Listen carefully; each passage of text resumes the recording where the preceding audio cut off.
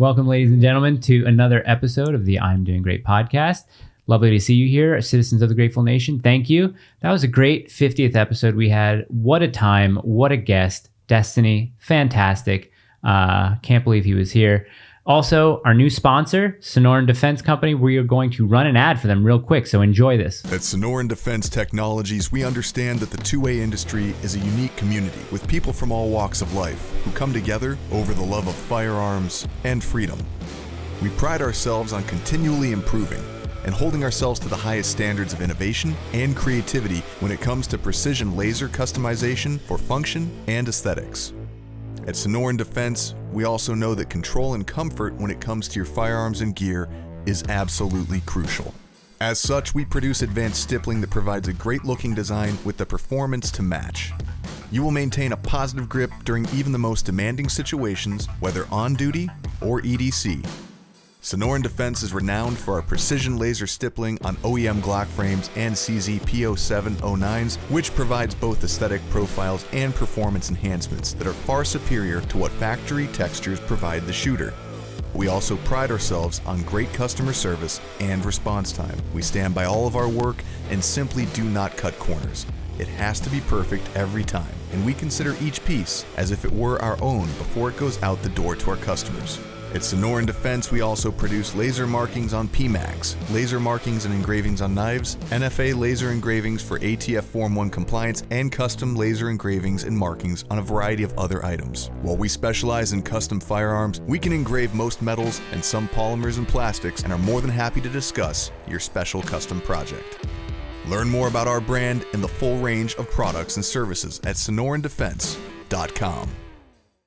Guys, go to sonorandefense.com. Use your code IDG10 at checkout for 10% off of your total order. And listen, that only has to do with accessories and stippling. So let's suppose you buy a Glock 19, and the price of the Glock is whatever. The 10% doesn't come off of the firearm price. If you want to do some stippling on the Glock, the 10% comes off of that. So just keep that in mind while you're browsing their site. Again, sonorandefense.com. And thank you to them for becoming a new sponsor of the show. We love to have them. Gina and I are going to be getting some fun new toys that we're going to be playing with soon, and we'll show you guys that. But let's run into the episode 51. Go ahead, Gina. 51. Yeah. We have another bro science expert in the house today. I think he's our third. He's many things. He's ex-Google, ex-pro athlete, probably an ex-boyfriend of somebody. Alex Feinberg, welcome to the show. Thank you very much for having me, Gina. Yeah, and we were just discussing before that you're also a halvesy like me. We're both half Asians. Yes. So together we make one full Asian and two white adjacents. Right. That's correct. That's right. And we were also talking before that we overlapped during our time in San Francisco, which I had no idea. Yeah. When did you move there? I moved there in 2017. So I really wasn't there for that long. My husband had been there for a couple of years before me. Okay. You were there for a while, right? I was there for a while. So, I started my professional career after baseball working at a hedge fund in Hong Kong and worked for a really rich conspiracy theorist who was flying me around on private jets when I was like 23, 24 years old, explaining to me that the world was fascist back in 2010, right? And he had pupils the size of pinheads when he would explain these things. And he drove me through LA in February 2010, and the streets looked normal. In February 2010, we're driving through normal areas, and he looks around and he says, we're going to start seeing tent cities everywhere. And I'm thinking in my mind, I'm like, this guy's crazy, but he's also worth $100 million. So I should probably check my ego and listen to why he thinks what he thinks. And basically what he was saying was that given his observations for what happened around and following the financial crisis, given what the Fed was doing, given congressional bailouts via TARP, that he was expecting the wealth inequality in the United States to explode as a direct result of Fed and government policies. And so the natural consequence of wealth inequality exploding is you have a lot of homeless people living on streets, particularly in urban areas. And so I kind of kept that in the back of my mind, went and worked for him for about a year and a half, learned about the monetary system and how the monetary system, globally is structured to transfer wealth from most everybody else to the financial sector and kind of indirectly government. And I thought, which sectors are going to benefit most from loose monetary policy back in 2010? And I thought tech. Tech is going to benefit the most because this industry has the greatest sensitivity to cost of capital. If you make interest rates really low, then pension funds are going to, look for yield somewhere. They're going to end up investing more money in venture capital firms, and that money is going to end up being thrown at tech companies who have good business models, bad business models, all business models. And if you want to make money, you need to figure out a way to position yourself in a bubble. And so I ended up moving back to San Francisco in 2011, trying to basically ride the wave of cheap Fed liquidity. When I moved to San Francisco in 2011, I knew that there was a homeless problem there because there was when I was a kid, growing up in the Bay Area. Oh, so you grew up there? Not in San Francisco, but close enough to where I'd go once or twice a year and always see a lot of homeless people compared to where we lived. So I knew it was bad. My best friend in 2012 made his Major League Baseball debut, and his dad, who'd never been to San Francisco, came and visited in 2012 and told me, Alex, I knew that the homeless situation here was bad. I read about it, but having been here for the first time, this is far worse than I imagined. This was 2012. Well, fast forward to when you moved in 2017, 2018, 2019, it was probably 3 times worse in 2017, 2018, 2019 than it was when I moved there, when my friend's dad was astonished at the rate of homelessness and poverty there. And I have to imagine since COVID, it's probably gotten even worse. You're seeing the full Marxist descent of the city. Even when I was there between 2017, 2018, and 2019, every year it would get a lot worse, even in just the 2 or 3 years that I was there. Yeah. It was unbelievable. I mean, some of the stories or some of the things that we would see, if I tell the stories now to just like everyday folk, they think it's like urban myths, things that we have seen like every day. We would just open the door and, they love to go through people's trash because they find things that they can sell. And so the morning after trash day, there's just trash all over your front doorstep. There's always some homeless drunk guy sitting on your stoop. I mean, we've seen crazy things like a guy chasing after a woman. They're obviously both homeless drug addicts and they're having a fight, and he pulls down his pants, takes a dump in his hand and throws it at her. And these are things very resourceful. It's clearly not that mentally ill if he's smart enough to figure that one out.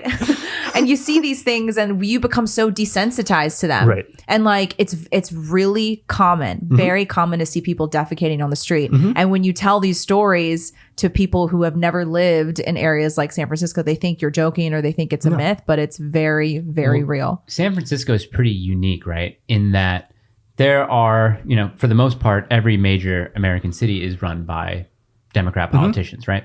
Nashville is. But there, you don't see the level of poverty that you do in San Francisco. Now, I don't know if it's the weather where people just go to San Francisco because it's nice all the time, but Nashville's not all that bad year round. It gets cold in the winter, but you don't see huge tent cities like that in Nashville. And Nashville is a place where people, try to make it like a Hollywood kind of thing. And if they burn out, they burn out. It's local policies that are really different. So like everything is decriminalized in San Francisco. But that's only been recent. Yeah, in the last few years. Yeah, I mean, that was the culmination of bad policy. And I don't know the background of the Democratic politicians in Nashville, but something that's become, more sensible to me, kind of seeing the decline of San Francisco, is the shift from progressivism to Marxism, right? And so I look at, I think it's incorrect to call the modern left progressives or liberals because they're neither for liberty or progress. But if we're to use those names and we think about, okay, what's a progressive platform that we could probably all agree with? It's like, okay, what are societal changes that can be made to make things better for everybody, right? Most people would be inclined in theory to make compromises if they felt that it was going to increase the pie and everybody was going to get a larger slice. Right, and if the people running it were competent. Right, and that sort of dialogue was common in San Francisco and California politics when I moved there in 2011, still 2012, 13, 14. Once you started to get 2015, 2016, 2017, it shifted from, I would say, classically or tolerably progressive to Marxist. Literal Marxist, yeah. Where it's like, well, even if we're not making it better for everybody, at least we're getting the rich people to pay more. It's like that. Wait, what's the point? Right. What's the point of this? That's only expanding the problem. Is the point of it to make things better, or is the point of it to make things worse for rich people? Right. And once you see the shift towards, progress or success being defined as making things worse for one group of people, then the decline is imminent. Yeah. You can't recover from that. And then once these local governments get populated by Marxists who lack the capacity for self-reflection, they can't realize when their underpinning ideology is completely backwards and incoherent. So every mistake they make begets more mistakes. Yeah. Because they refuse to admit that their underlying premise is completely wrong. Mm-hmm. So everyone's pretty much, even Democrat politicians who, let's say, the mayor of Nashville is probably looking at San Francisco and is like, well, we don't want to get to that. So let's do everything we can to avoid that. We don't want to make Nashville San Francisco. Yeah, there are definitely a lot of cities that have that. They're liberal cities, Democrat-run cities, but they do look to places like SF and they're like, we don't want to get to that. But you ever heard the saying, there's no such thing as red state or blue state? Every state is red. They're just blue cities. Blue cities. Yeah, it's actually interesting if you think about progressive ideology, liberal ideology, is it's actually an urban ideology. Mm-hmm. It actually makes the most sense the further you are removed from farms and agriculture, because if you try to push gender ideology on anybody who's grown up on a farm, male, female, whatever, they're like, no, I'm pretty sure I raised male and female horses. And you can tell when they're like 2 weeks old that they're different. Yeah. And so these ideologies, they map much better to classroom settings where you can remove people from like actual real life settings. Mm-hmm. And when you explain liberal ideologies on a blackboard or a PowerPoint presentation, they make sense. They just don't make sense when they're sanity tested against reality. Yeah. So I want to find out more about this guy. Yeah. I don't know this guy. Yeah. Okay. I don't even know much about this guy. It's the first time I met him. Can we talk about something that we have in common? I didn't play professional baseball, but I pretty much played baseball up until 18 years old. Yeah. You played professional baseball? I did. And does professional count as farm leagues, AA, AAA? Farm leagues. Okay, so not MLB. Never MLB. Were you on the track to do so? Did you Well, I was on the track to do so, but I was not on track to do so. I was on the same track that other people were on who eventually made it. Cool. A lot of my college teammates, actually much higher percentage of my college teammates play in the major leagues. Okay. Vanderbilt University, Nashville. Oh, you went to Vanderbilt? Yeah. Oh, nice. Yeah. They have a great golf and baseball team. It's do they? Yeah. Really, I think they're what's they're Division I in pretty much SEC. every sport, right? Except for football. Well, they have to be Division I in all sports. You can't be Division I in one sport and not Division Really? I. Football's a little bit different because they have the FBS, BCS brackets, which are basically the modern renditions of Division I AA. Right. Back in the day when they had Division I AA, that was just for football. All the other sports played Division that's I. what I figured because I went to St. John's. Again, they had a great soccer program, great baseball team and a great golf team, but they didn't have a football team. So I think that makes sense. Where like they were Division I, all those three sports. But you strike me as either a shortstop or a left fielder. Why left field? I don't know. I grew up as a shortstop. When I got to Vanderbilt, my coach, Coach Corbin, didn't think I was as athletic as our All-American shortstop, Ryan Flaherty, who went in the first round and played 8 years in the major league. So I ended up playing third base my freshman year and second base my sophomore, junior, senior year. And the same in the I say leagues. Shortstop because you're a little bit bigger. You're obviously more athletic, and I grew up playing second base almost exclusively, and then like backup right fielder. Oh, you say I'm a little bit bigger, but I was the smallest guy in most of the teams. Oh, really? Okay. Yeah. Okay. So our second basemen need to stick together for the most part. Yeah. That's right. It's like the little guys always play second base. That's right. Is there any strategy behind that, or is it just something that just naturally happens? Well, in order to play up the middle, you need to have good lateral mobility, right? And so the guys who are going to have the best lateral mobility are typically not going to be the biggest players. Right. So, the shortstop and the second baseman are typically going to be the quickest guys on the team. Outfielders might be a little bit quicker, but you need to be very, very quick to play up the middle. Right. So guess what? Like if you weigh 220 pounds, you're most likely not going to play second base. First base, probably. Yeah. Third base. First base, you don't have Corners. to be athletic really at all. Yeah. The closer you get to the middle of the field, the less good you have to be at hitting, the better you have to be at defense. The closer you get to the corners of the field, typically the players are bigger. They're not as athletically capable defensively, but then they can hit a lot of home runs. Favorite second baseman ever? Oh, wow. I have more favorite shortstops than second baseman. Second baseman, even though I played second base, is sort of like a poor man's shortstop. Well, I was just like, Chuck Knobloch guy, Chuck Knobloch. He would not be my favorite. I modeled a swing after him. Really? For a very long time. Better than modeling throwing after him. Right. Yeah. No. And I can never like when I turn to the shortstop, I hate that motion. I hate it. Yeah. It's hard. But Yeah, so that's cool. Baseball. Yeah. When did that end? So you played at Vanderbilt? Played at Vanderbilt. It's interesting because at Vanderbilt, private school, a lot of my classmates' parents made a lot more money than my parents did. And so they're all doing investment banking internships. So I was an economics major in undergrad. But I was a baseball player first and foremost. And I tell people that baseball was my most valuable class in school. I graduated with honors and with an economics degree. But baseball, Moneyball over here. Baseball was my most important class because baseball is what taught me group psychology. Baseball is what taught me that humans aren't rational. We exist like primates. Yeah. Right. We exist in cohorts with an alpha male who needs to be respected and dealt with in a certain way. You have rule asymmetry that you're taught that everything should be equal in school, but then you actually see how things work in the real world. And they're like, actually, no functional group has full rules-based equality for everybody. And hierarchy. It's a nice idea to have. Like, equality is a tremendous idea to build a society around because it scales really well. And it's an idea that people can all kind of get behind. But it's not actually how people interact in dyads or small cohorts. There's always a leader, and the leader always is always subject to a slightly different set of rules compared to his subjects or whatever. In the team sports, do you find that alpha, that leader, is the coach or is it a player? In college, it's commonly a coach. Okay.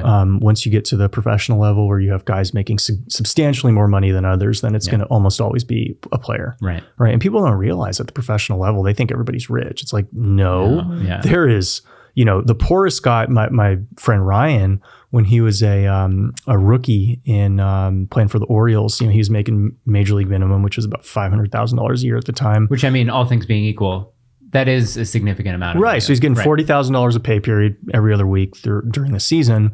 And then one of the veterans who was getting paid $9 million last year looks at his $40,000 biweekly paycheck. He's like, nice paycheck, Rook. Right. Because this guy's bringing in $400,000 for every biweekly paycheck.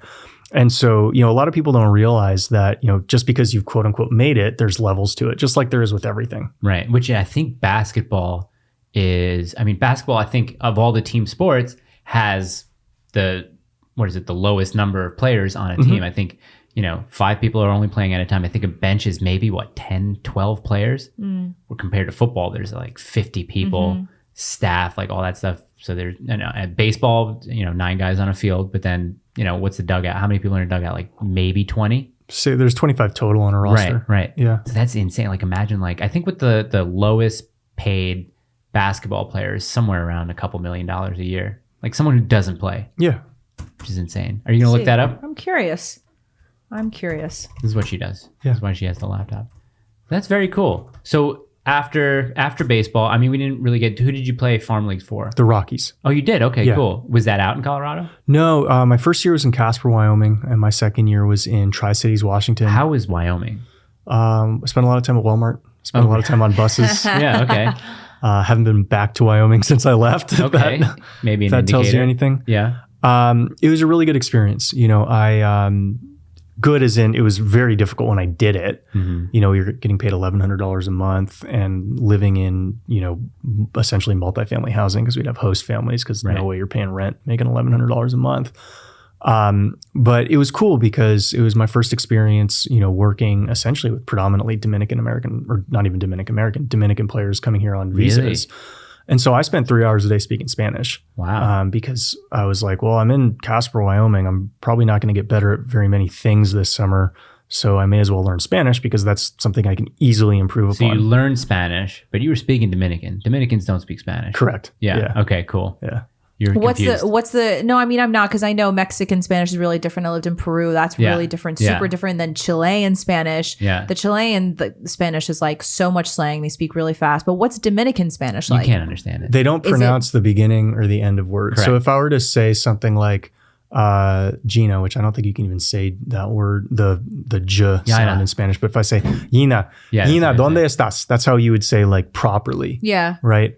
And then if I were to say that in Dominican Spanish, it would be like, Oite Ina, ¿dónde está? Oite Ina, ¿dónde está? It's almost like they're deaf. Like, what? Right, yeah, it's very weird. Wow, that's weird. They also have a lot of different slang words for stuff. You're riding a bus, Dominicans call the bus La Wawa. Wawa. Which is so weird. I remember the first time I heard it, oh, yeah, me voy para La Wawa. Like, what? Yeah. Yo, the Wawa, man, the bus. Oh, Yeah. the bus. Yeah, El that's autobús. weird. El Yeah. bus. When No, I was in Chile, they hello. would just drop off syllables like 10 minutos, 10 minutos. Yeah. Like, what? Well, Yeah. that's They're very just, European. Like, and Argentinian Spanish and like Chilean Spanish is like that, but Argentinian Peruvian sounds like Spanish is Italian. the easiest to because they enunciate, they speak kind of slow because most of them Quechuan is their first language. It's not even Spanish. Even in metropolitan cities in Peru. I don't know. I don't know about Lima. I spent Right. I was in Lima for 2 months, but like outside of Lima, like most of them Quechuan is their first language. So they speak Spanish. It's very easy to understand. And then you cross a border and you go to Chile and you're like, what is this?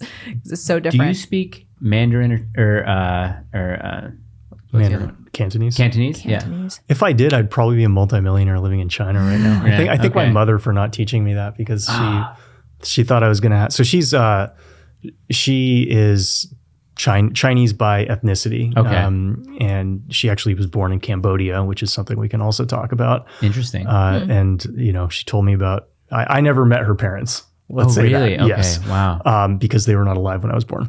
And so, when I was a little kid, she would always say, well, my parents died because some crazy guy was in charge, but I didn't know about any of that. I was more exposed to World War II and, Right. because my dad's family's Jewish. Okay. Anyway, my mom, when she came to the US, made it a point to learn English. She speaks quite well for having it be like the 6th language that she's learned. Wow. Wow. But she didn't speak Mandarin to me when I was growing up because she wanted me to be Americanized and speak English without an accent. She even was though your it's Teddy like- Roosevelt. Same with my mom. Yeah. Yeah. We moved to Georgia when I was 5 and she saw my cousin, my full-blooded Korean cousin, really struggle and get made fun of at school with the accent. And she didn't want me because I was speaking Korean for the first 5 years of my life. Really? Yeah. And then we moved to Georgia and we were isolated from my extended family and she didn't want me to go to school and eventually have an accent because we were already like the odd one out in Sure. Georgia. In South Georgia, you're either white or you're black and that's it. Right. So we were already like kind of the odd ones out and she wanted me to be really Americanized. Were you fully fluent when you were 5?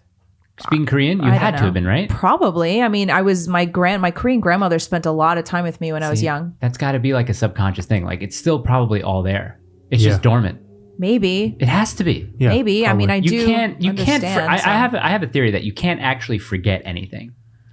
You compartmentalize. Yeah, it's in there. Or, yeah. I mean, it could be like a city buried under ashes, right? You got to. Right. It's a muscle too. You haven't worked it out. Yeah. So it's atrophied, I like guess, that, if you can say that. Okay. gesture. So farm leagues, Yeah. done with that, and that was right out of college, right? Yes. Okay. So you've done that. Farm leagues are over. Yeah. What happens then? What do you do? That was actually a really interesting transition point in my life because, and one of the reasons why I started to be able to see outside the matrix. And reason being is, growing up through high school, through college, as long as you do well within the system, you get rewarded by the system. You get good grades, you get to a good college. You get good grades in college, you can get a good internship, get a good job. Well, I did all of that, right? I got good enough grades to get into Vanderbilt or go to an Ivy League school if I wanted to play there. And then I graduated with honors at Vanderbilt and I got drafted by a professional baseball team. When I got done playing pro baseball, I didn't really understand how companies worked, what investment banks did, any of that stuff.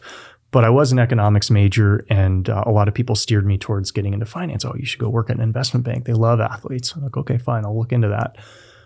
Well, it just so happened that when I started interviewing with these banks, they wouldn't consider me for any role that I could possibly do because I was considered an experienced hire. Even though I was a couple years out of college, I played professional baseball because I was drafted by a professional baseball team. So I couldn't actually interview for the entry-level positions, even though that was what I was qualified to do.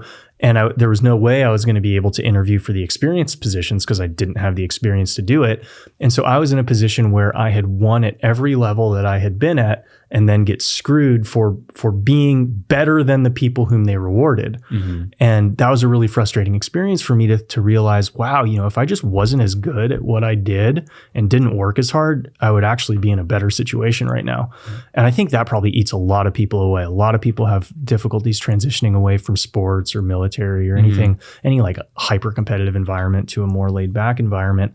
What I ended up doing, fortunately, is connecting with this conspiracy theorist, hedge fund manager, in the fall or winter of 2009 just talk to him about human psychology, all the things I learned from in baseball about human psychology.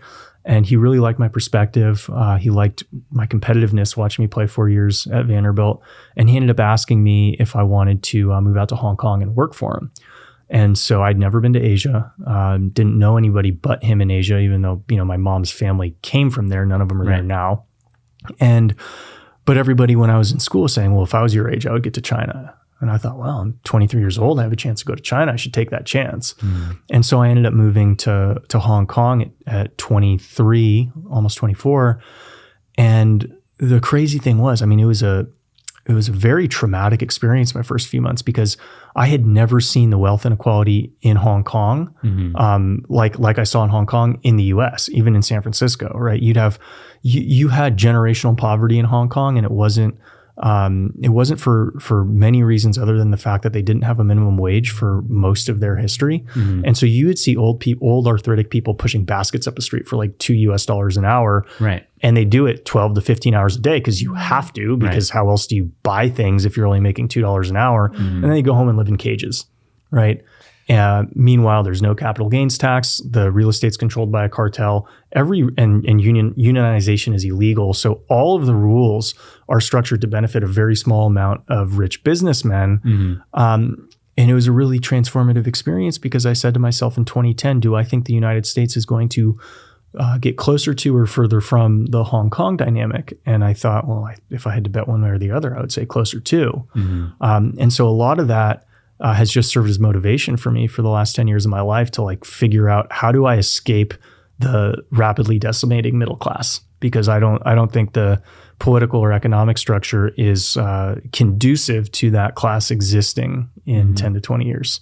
And so this predates all the World Economic Forum stuff, a lot of the stuff we've seen over the last 5 years that makes it a little bit more obvious that that's certainly the game plan.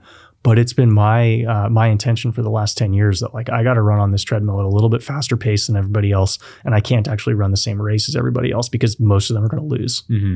Oh, that's very interesting. And you mentioned that you were in an econ major, and you said you graduated with honors, right? Yeah. So can you explain to us what you know as far as the definition of what a recession is in 2 sentences? Well, it depends if a Democrat's president or a Republican's president. Right, exactly. But what would be the textbook definition of a recession? There had never been any controversy around it. It had always been defined as 2 consecutive quarters of declining growth. Right. Yeah. Yeah. And that's the whole controversy now, is because whoever was the head of the the National Economic Institute or whatever, some, bureaucratic agency, the US government in 2008 said exactly that. Yeah. And then today he says, no, that's not the definition. Well, call it whatever you want. You can say we're in a recession, we're not in a recession. The economy is clearly receding. Correct. Whether we're in a recession or not. We're in a transition. That's what they're calling it. What's the new definition the for it that they gave? They didn't speak to it. She didn't speak to it. I'm not going to speak to that. Right. I'm not going to speak to that. I don't know. I don't know. It's the new definition is whatever it is, we're not. Right. Exactly. Whatever that is, we're not. That's not what's going on right now. The administration doesn't identify as being in a recession. Exactly. Therefore, we are not in a recession. Oh, and if you think of it, it can identify however it wants. So no, we're what's the opposite of a recession? You're actually what do they call fascist. That? Growth? Oh, yeah, that's right. by telling them what they are if they don't identify with that. Now here's something interesting. I sent you the clip of Michael Knowles talking about capitalism and how capitalism is just a term that Karl Marx invented. Okay. So he starts to say, you know what? I wouldn't identify, if I had to call it that, but I wouldn't identify as a capitalist. I'm more of I like private property. I like ownership of things. I like companies providing goods for people at a fair price in an open and free market. I'm not going to necessarily call myself a capitalist because, he says he thinks about it, and he says at the end of the day, capitalism, it breeds inequality and it breeds greed, and it just breeds all of these negative characteristics. So he's like, I don't want to associate myself with the term capitalism or capitalist. Sure. It's like I call myself I'm free market enthusiast. Right. Exactly. Yeah. How do you feel about something like that? I think it's correct. It's so interesting that the people who say they love democracy hate capitalism, because capitalism is essentially the most democratic way to determine what goods and services will become available is you let individuals vote with their dollars to determine what they want to buy, where they want to spend their money. Guess what? More of those goods are going to be available for production and delivery. they just don't like the outcome of it because people don't decide to buy the things that they want them to buy. What they really want is control. Right. I mean, I think that it's almost required to adopt some degree of Orwellian speech for whatever it is you're supporting, because you have enough people on the other side that will try to play word games to make you seem evil. Right. Corporations used to report profits. They used to report quarterly profits to the SEC. They don't do that anymore. They report earnings. Oh. And when did that change? I don't know, 20 or 30 years ago, I think. You just just Google, ExxonMobil 1975. Can you explain profits. the difference between earnings and profits? And what I'm thinking of, earnings is it after taxes? Or no, they're the same. Taxes have not, they're the same. They're exactly. interchangeable word. I mean, an accountant could give you one but they're used interchangeably. Okay. The profits has a stigma. I'm profiting off of you. Right. Earnings is, well, I deserve it. Right? Okay, I see. I earned it. Oh, Yeah. okay. Wow, interesting. Do you want to sidetrack a little bit and talk about thinness? Well, Talk about meat. bro science expert. Yeah. You have a very successful ebook of recipes. Yes. And your whole thing a lot of is meat. you went from skinny fat to shredded by just learning how to Fat, cook. not skinny fat. You're fat. Just oh regular yeah, fat. that's right. That Yeah. photo of you, you were fat. Right. When was that? It's 2013. That was 2013. So you were in SF. I think I Yes. remember where you took that picture. Wasn't that? Dolores Park. Yes. Yeah. Yeah. So wait, what Yeah, defines yeah. skinny fat? Because I think I may have been that. Skinny fat is like when you're skinny but flabby and you don't really Right. have much muscle. Okay, yeah, and a little bit of Maybe belly, a little pooch. belly fat. Yeah, Yeah. Okay. Yeah, I was Yeah. skinny fat. No, Yeah. I just Yeah. don't eat as much. So how did you get into that game, the bro science game of teaching men how to get shredded? So it's really interesting. It aligns with my experience in basically observing psychology in undergrad, combined with my economics background in undergrad, and I'll explain why. When I was at Vanderbilt, I realized that in order to get drafted by a professional baseball team, I had to understand how players, coaches, and scouts thought, which meant I had to understand that they weren't going to look at a stat sheet and say Alex is a good player. They were going to look at the fluidity of my motions. They were going to make heuristic assessments of me to figure out, do I fit in? Can I see this guy playing at this next level? And so, once I started wearing wrist tape and white shoes, all of a sudden, like, people who didn't pay attention to me started paying attention to me, thinking that my ceiling was higher. I noticed in a finance class that there was a banker who came in. He wore a well-tailored suit, cup of coffee in hand, spoke directly, clearly, and confidently, was good looking. And I thought, man, this guy could sell me anything. You believe everything he it doesn't actually matter. And I was consciously aware, it doesn't actually matter what he's telling me because he has all of these, heuristic things going for him. I don't really know how to make money. I don't know how the real world works. But if I want to give myself every competitive advantage I possibly can, which was my mindset as a baseball player, I need to make sure that I'm in good shape while I'm in the workforce. And I used that to elevator pitch my way into my job at Google, where I moved back home in 2011 from working at the hedge fund. And I just decided that it doesn't matter that Google's ignoring all my email requests to interview. All I need to do is find a way to get invited on campus. I'll wear a custom tailored suit, and I'll find a hiring manager on a sales team, and I'll get a job. Really? And that was what I thought, which you would think is completely delusional. I was living with my mom for several weeks at the time. I would have thought like cargo shorts, maybe some slip-ons or something like that. That was what we wore. Flip-flops. You know Yeah, that line? fuck you Some flip-flops, Fuck you yes. flip-flops, yeah. But that actually happened. my product, the cleaners. Yes. That actually happened. So I was able to get invited by a Vandy alum on campus. And then he introduced me to the hiring managers, and I was in good shape, wore a suit, spoke well, explained exactly why I thought I would add value to their sales team. And within 2 minutes, I essentially had a job offer. I had to go through the process of the formal job, but they decided they wanted to hire me on the spot after 8 weeks of frustration. What did you end up doing at Google? So I did sales for 2 years, corporate strategy for 2 years, and product partnerships, or go work with the ESPNs of the world, and how to try to get their content featured for different Google products. Okay. But in this process, I found myself frustrated at my inability to make progress in corporate America, right? Where no matter how well you do, it takes you 2 years to get promoted or 18 months minimum, and you can only get promoted one level at a time. And that doesn't jive with me as a competitive athlete, because as a competitive athlete, I was always motivated by limitless potential where, I probably won't hit 30 home runs this year, but it's possible that I can. And if I do, then X, Y, and Z is going to happen. Well, when you take that carrot away from me, all of a sudden I just don't care. But I continued training because I wanted to maximize the exit opportunities that I had, or the internal transfer opportunities that I'd have. And so after transferring to the strategy team, I continued to train every day. And even though I wasn't able to make progress professionally as fast as I would have liked, because nobody was, I found training to be very, very helpful for me because it gave me something to chase.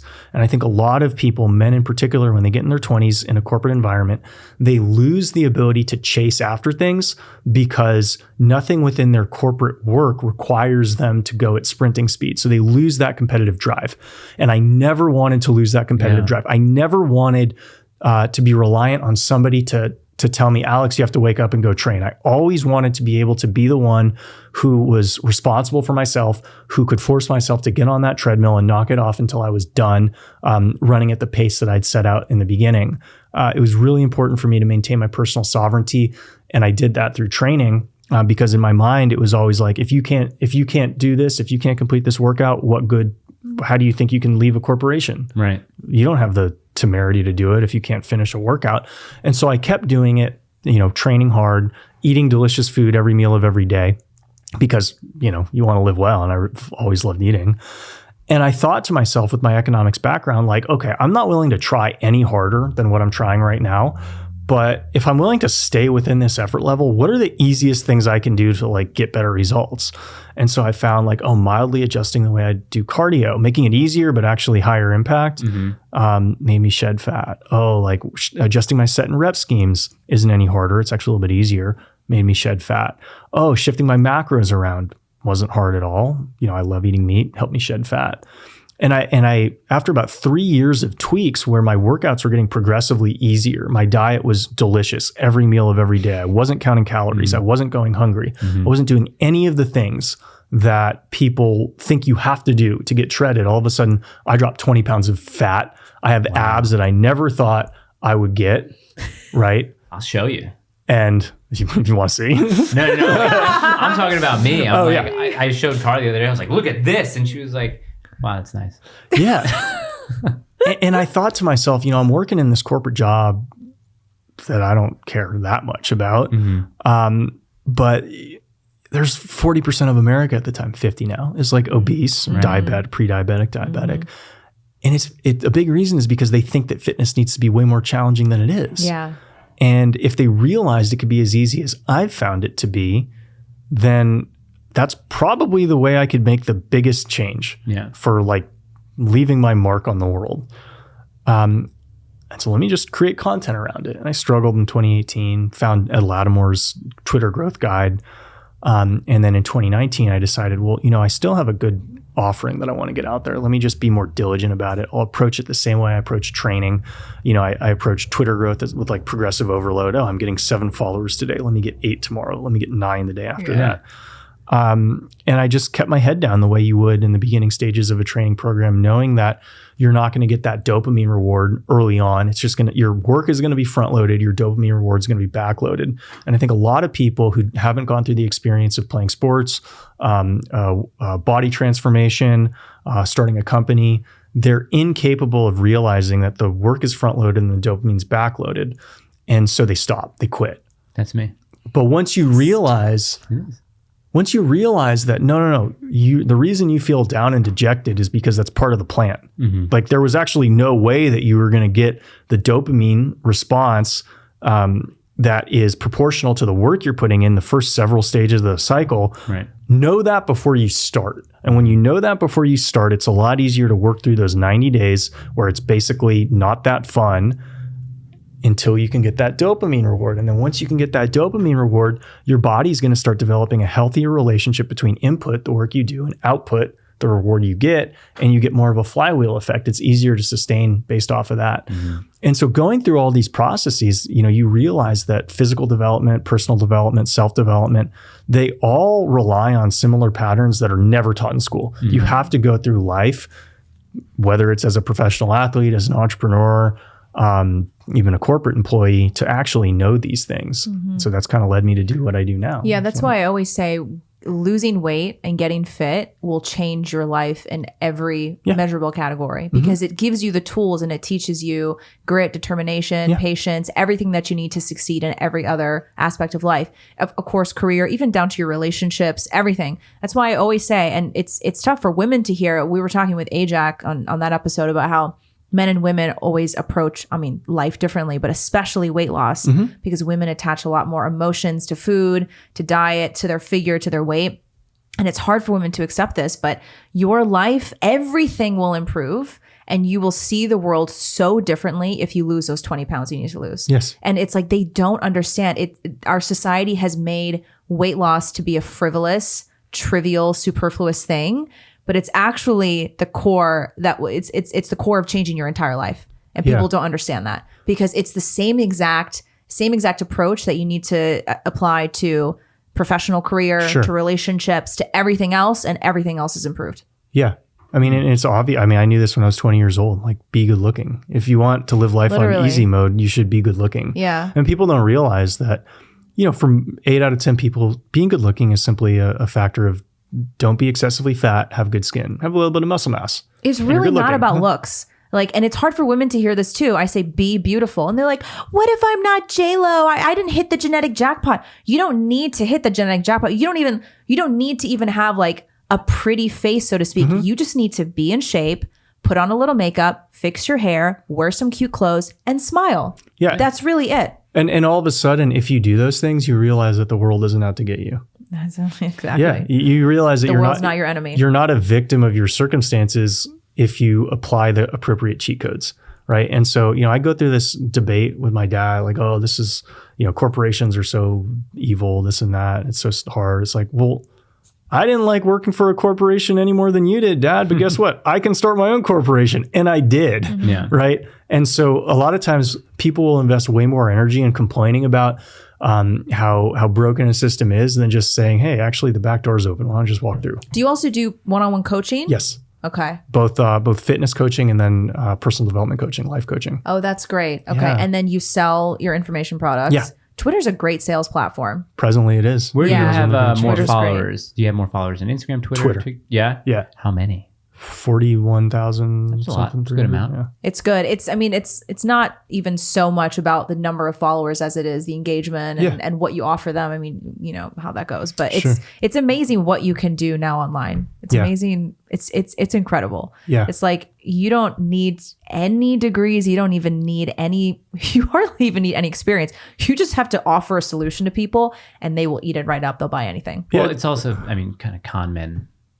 That's true with everything. Yeah. Well, that's what I'm saying. Well, I used to say being a con man must have been so easy, like up until 1990 for the most part, because the internet didn't exist. There's no way anyone can look you up and see if what you were saying was true or not, at least not as fast anyway. I feel like it's still easy. The rules change. Back then though, you couldn't easily start a new business in life, right? Because before the internet, you had to physically move to places to con people. Here, you don't. You just need to create a new domain name or new online handle or something like that. I have a question for you before we get into questions. You were talking about your experience in corporate America, Fortune 500 companies.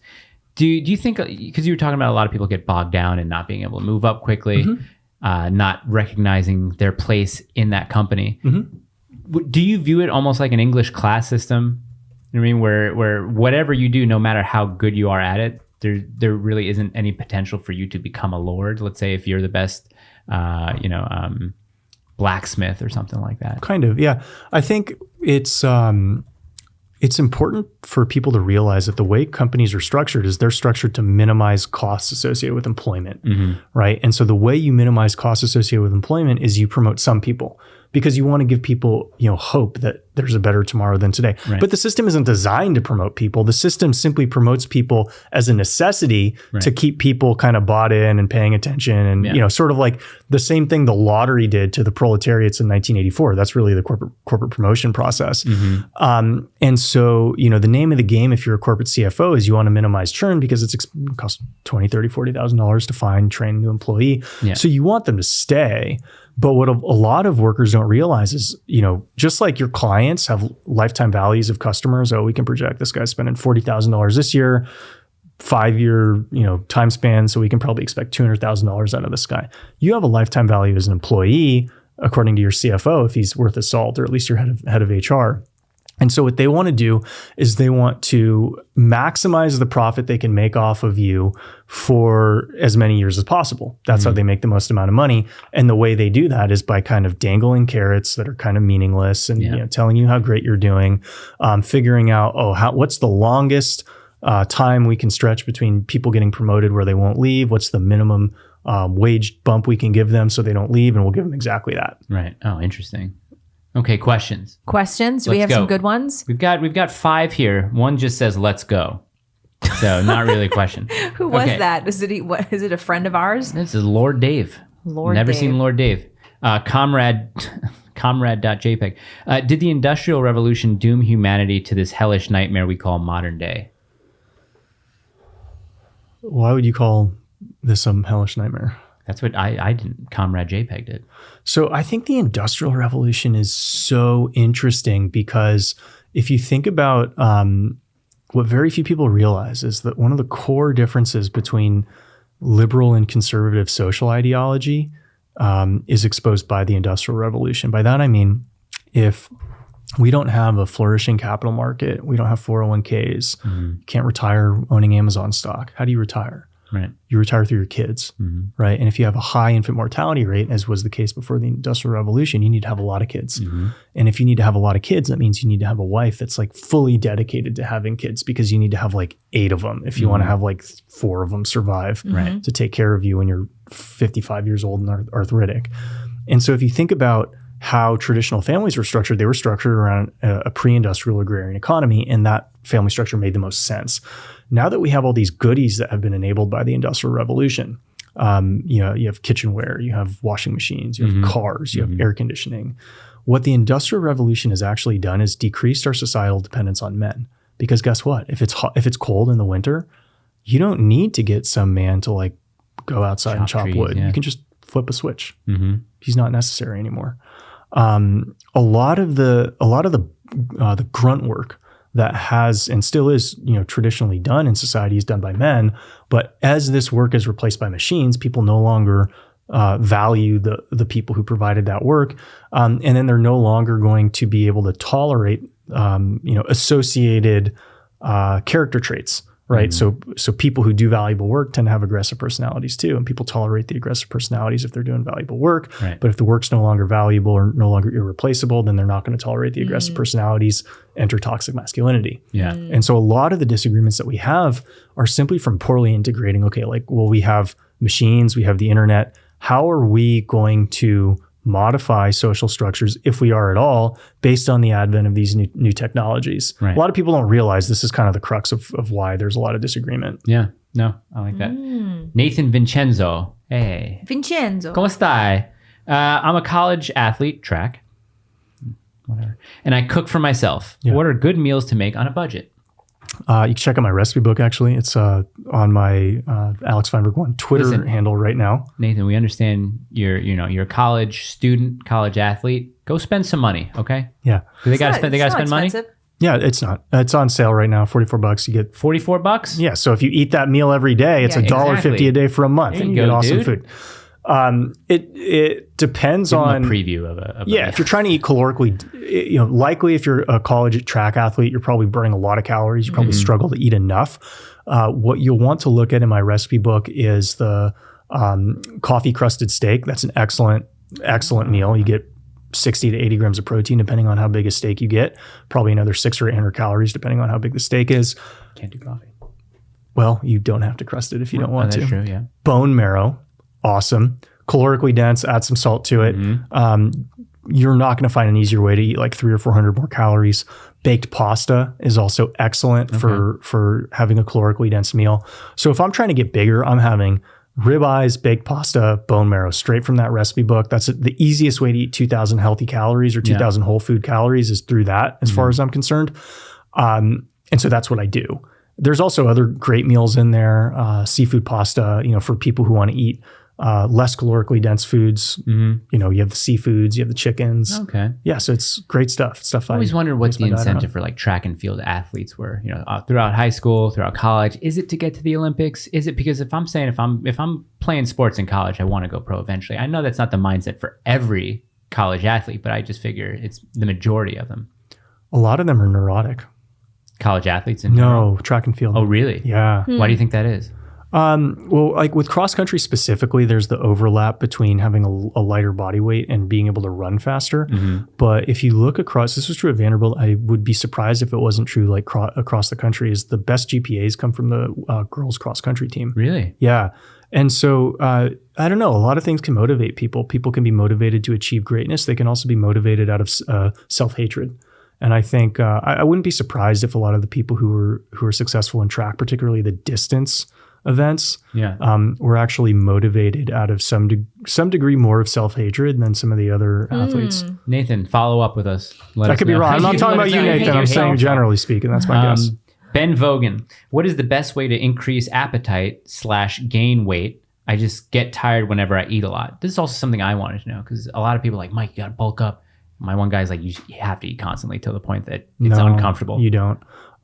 What I would recommend doing is, provided that you're not salt sensitive from a blood pressure standpoint, salt your meats as much as you can to where they taste as good as they possibly can. That's what I do. The way that you want to gain weight is you want to eat really good tasting food because it's easier to eat really good tasting food. So eat your food hot, drink calories if you need to. So if you have to, basically everything you don't want to do if you're trying to lose weight. If you want to drink fruit smoothies, if you want to throw some nut butters in those fruit smoothies, guess what? You're going to get an extra 400, 500, 600 calories.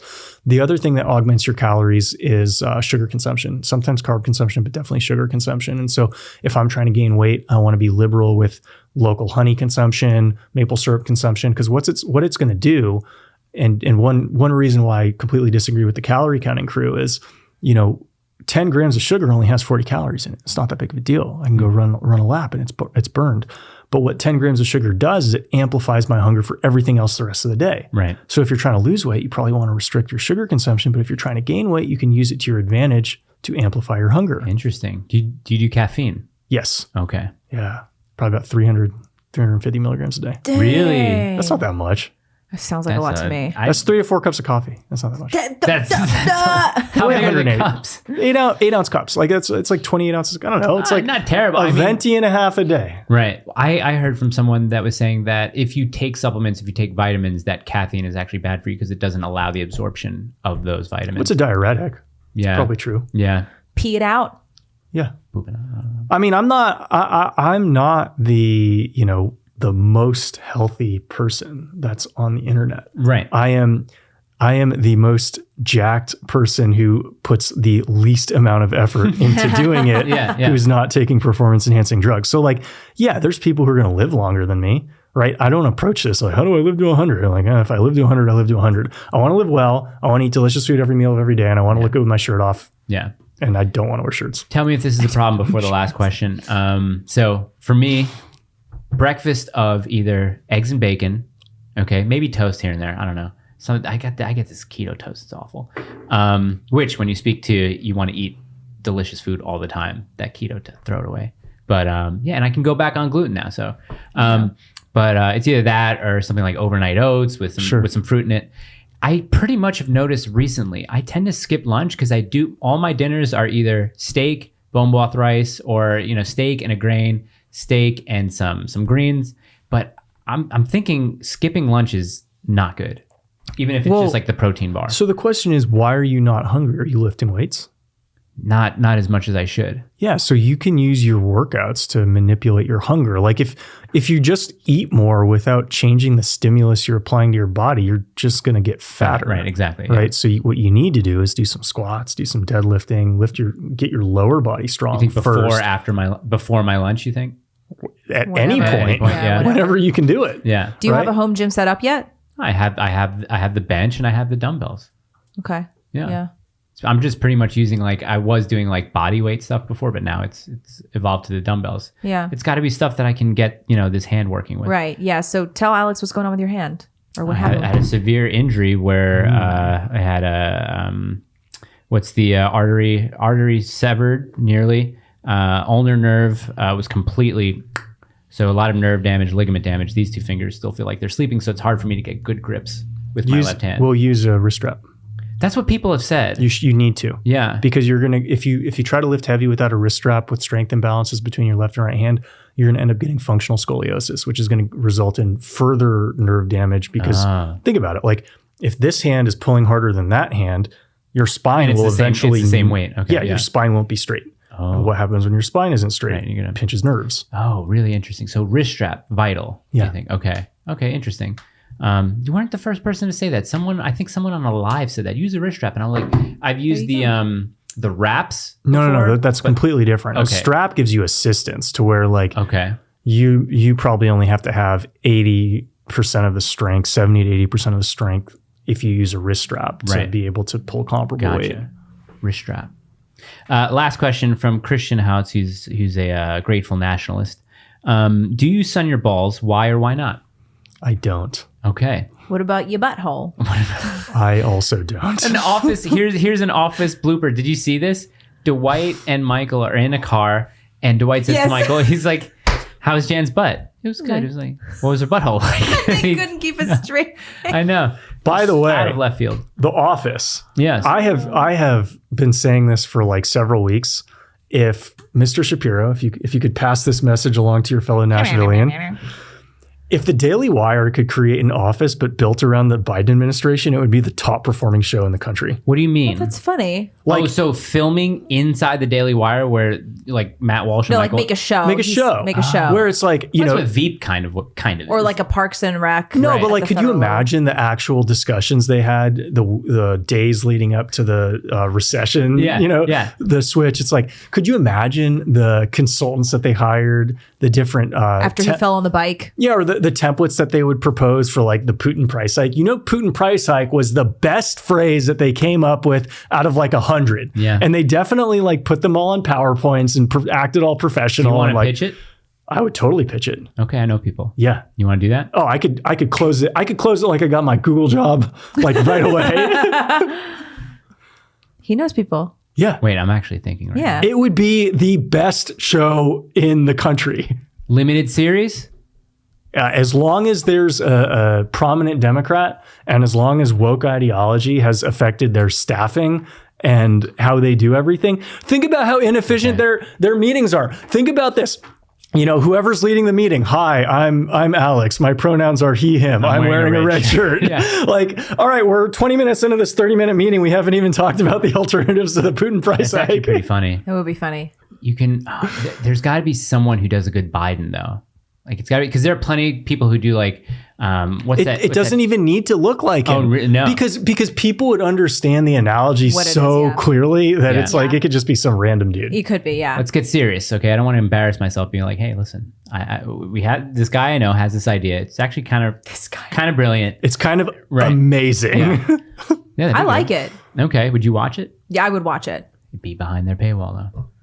But that's why they do it. This is capitalism working, right? They got to pay the actors. They got to pay free market, not capitalism. They're always looking for more content too. Okay. Because they want to replace Netflix, Hulu, whatever. Well, I think someone was at the screening that I went to last night, but I didn't stick around to see if he was actually there. I should have though. It's my fault. Yeah. So, wow. I wish this was longer. This is good, right? This was good. I told you he was a good guest. Thing. Yeah. How long are you guys in town for? Leaving on Sunday. On Sunday. You should come back. Yeah, you should come We'll have back. you on again. Yeah. Definitely. You know who we should do like a bro science panel one of these days. Bro science. That's another panel, live panel, like Ajax, Alex. Yeah. Who else do you think would be good on that panel? Liver King. Get the Liver King guy. No, Zach Holm would be great if we can get him on. He may not want to come though. Who's that? Oh yeah, Zach Holm. My buddy in Indianapolis. He's just not like politically affiliated or? No, he aligns with us. Okay. We just, why wouldn't he come on? Because it has to be in Nashville. It's going to take him a few hours to get here. Oh, gotcha. Yeah. So? He does his thing. He likes his thing. Okay. You know. Get on a plane. He's been on planes. I'm not saying it's impossible. I'm just saying we got to make the pitch. But I know him. Panel. I know him. I can, just like you can help me get the Daily Wire thing going. Okay. Yeah. So tell everyone where to find you. Just follow me on Twitter or Instagram, Alex Feinberg 1, Feinberg 1. Put it in the description. Obviously, we put everyone's in the Yeah, description. we'll put it in the description. Until I get banned from those platforms, but they're fine for now. I think you'll be Anybody fine. who buys my products gets on my email list so I can share all Yeah. my So crazy thoughts. Nice. with you too. own their data. So now you are the new version of your hedge fund conspiracy theorist. Right? Kind of. You are him. Kind of. That's yeah. who you are now. I was don't, he jacked, or are you the jacked version? No, I'm way more jacked than him. Okay, there you go. Yeah, well, he's like 67 years old or 70 years old or An something. old like Chinese that. man. Not Chinese. He Oh. went to Vanderbilt. He's Oh, he from did. Oh, Mississippi. I thought he was Chinese. I almost No. went He to just Vandy. works out. He worked He in Hong moved. Kong. He moved to Hong Kong because he went to the University of Chicago, studied under Milton Friedman, and Milton Friedman loved Hong Kong because Hong Kong was like the most free market economy Sure. in the world at the time. Yeah. And so that's why he moved. Okay. When Now did you pay graduate taxes. from Vandy? 2008. Nice.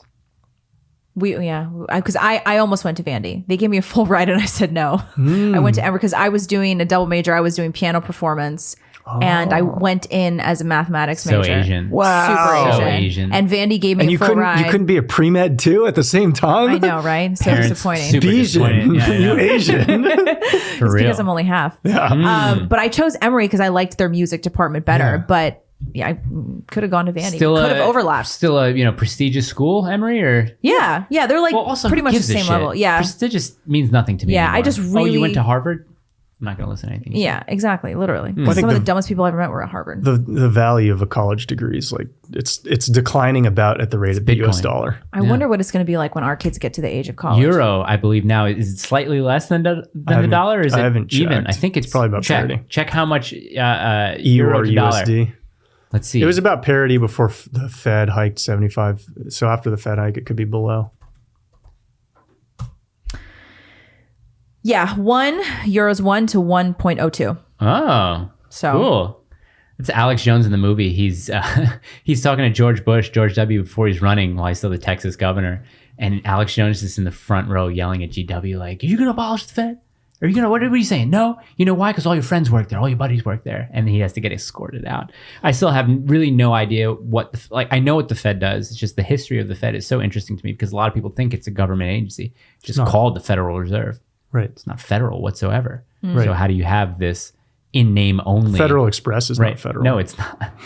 It didn't even start out as a no. That's very funny, very interesting. I wish you were here longer. Yeah, I do too. yeah, let's talk. We'll hang out this weekend or something before you go. Yeah, for sure. Yeah. Thank Cool. you. Guys, Thank road you. to 50,000, doinggreat.locals.com, myhealthshift.com, the IDG Men's Club.locals.com. Yeah, that's it. Thank you guys very much. Bye. Bye. Bye. Bye. Bye. Bye. Bye.